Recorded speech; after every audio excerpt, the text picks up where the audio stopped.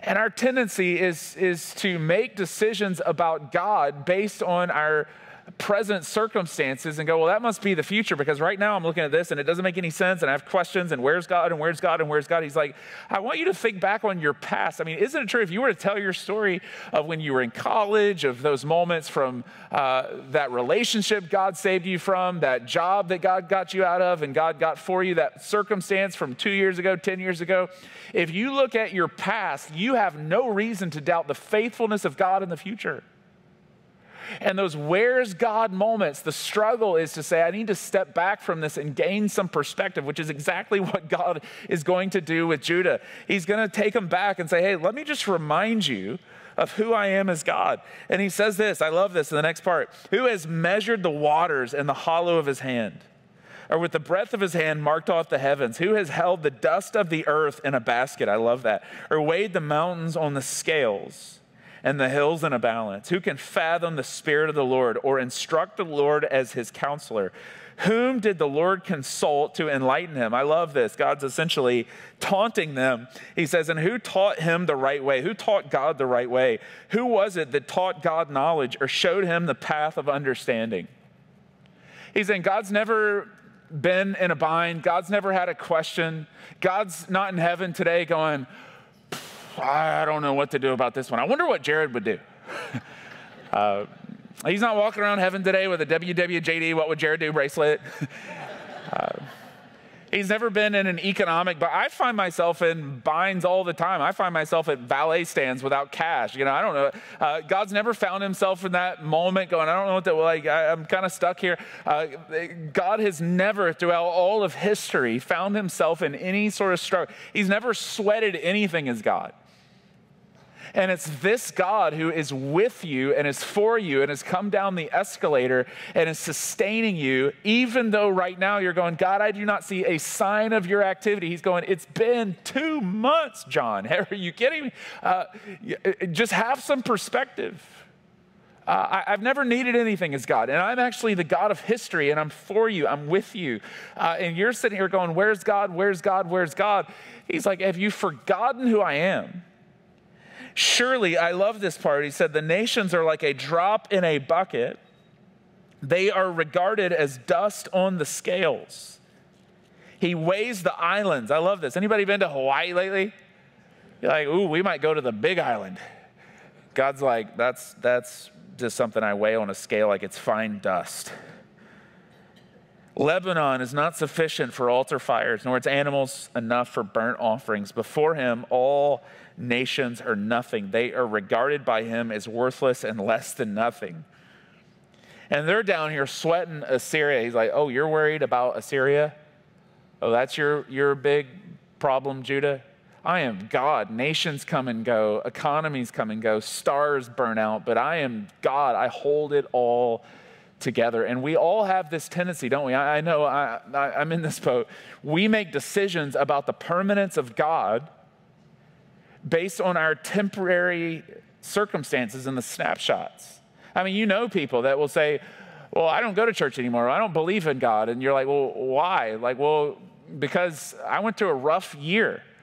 And it's like, well, wait a second. Like all of a sudden you go through like one bad year out of your 70 years or whatever it is, and you all of a sudden have decided God must not have ever been on his throne at all, and he is not in charge of anything, and he must not exist because you're looking at 20 minutes of your life that you didn't like.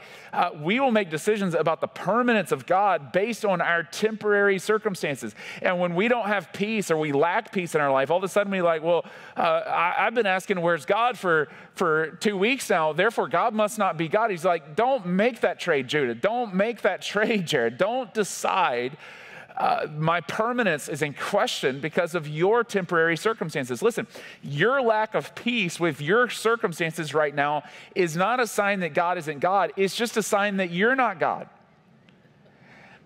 It's just a sign that you don't have the ability to control your circumstances. It doesn't mean that God is not active and God is not on his throne. Judah, I know you're worried about Assyria. Paula, I know you're stressed out about your marriage. Hey, I know you're wondering what's going to happen with your son, with your daughter. But I want you to know is God, do not make this trade. Do not doubt the eternal faithfulness of God when you've frozen the frame on me in that moment. I promise you I'm up to something. I promise you, be expectant for what I'm going to do. And he goes on, and I love this, and it's so beautiful. In verse 22, he says, he sits enthroned above the circle of the earth. I love that verse. Every time I read that, I think, if only Christopher Columbus would have read the Bible, man, it would have saved him so much trouble. Just, that joke's a slow burn, but when you get it, man, I'm telling you, it's really, really good. And his people are like grasshoppers. You have anybody stressing you out right now? Anybody, you're like, I don't know what to do.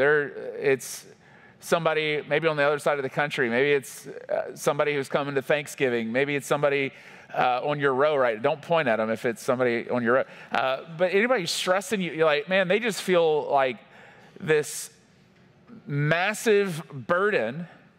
And God's like, the whole thing, I don't care if it's an army, if it's a navy, if it's a government, I don't care what it is. It's all like grasshoppers to me.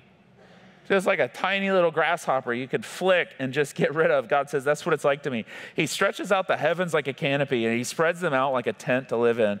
He brings princes to naught and reduces the rulers of this world to nothing. No sooner are they planted, and no sooner are they sown. No sooner do they take root in the ground that he blows on them and they wither, and a whirlwind sweeps them away like a chaff. To whom will you compare me, or who is my equal, Judah, says the Holy One. Lift up your eyes and look to the heavens. Who created all these?